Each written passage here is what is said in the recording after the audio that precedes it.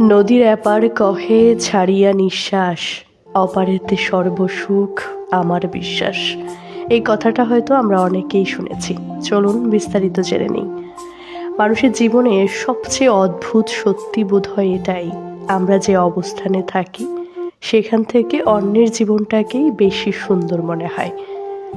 যে নারী সংসার সামলান, সারাদিন সন্তানের টিফিন, রান্না, ঘর গোছানো, পরিবারের হাসি মুখের ভেতরে নিজের ক্লান্তিটুকু লুকিয়ে রাখেন, তিনি ভাবেন, ইস, যারা চাকরি করে তারা কত স্বাধীন, নিজের মতো বেরোয়, বন্ধুদের সাথে সময় কাটায়, নিজের একটা পরিচয় আছে, কত সুন্দর। আর যে নারী সকাল থেকে অফিস, মিটিং, ট্রাফিক, বিল, হিসেব, দায়িত্ব আর একাকিত্বের ভেতর দিয়ে দিন পার করেন, তিনি ভাবেন, ইস, একটা সাজানো সংসার থাকলে কেমন হতো, হয়তো জীবনটাই সুন্দর হয়ে যেত।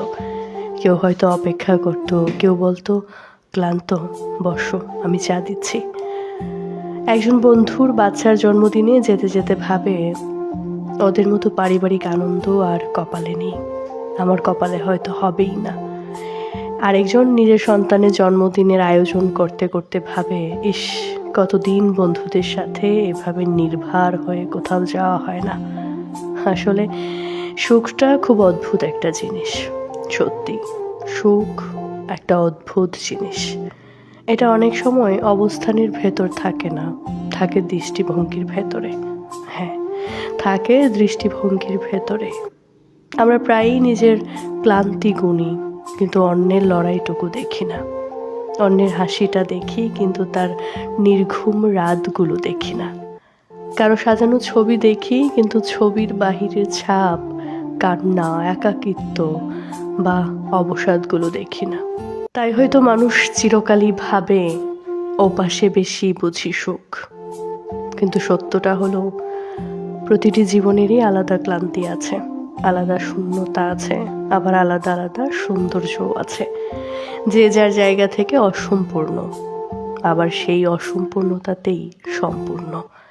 হয়তো সুখ মানে সব পাওয়া নয়, হয়তো সুখ মানে নিজের জীবনের ভেতরটুকুকে একটু মমতা দিয়ে দেখা আর বুঝতে শেখা যে অন্যের জীবনও দূর থেকে যতটা সহজ লাগে, আসলে ততটা সহজ নয়।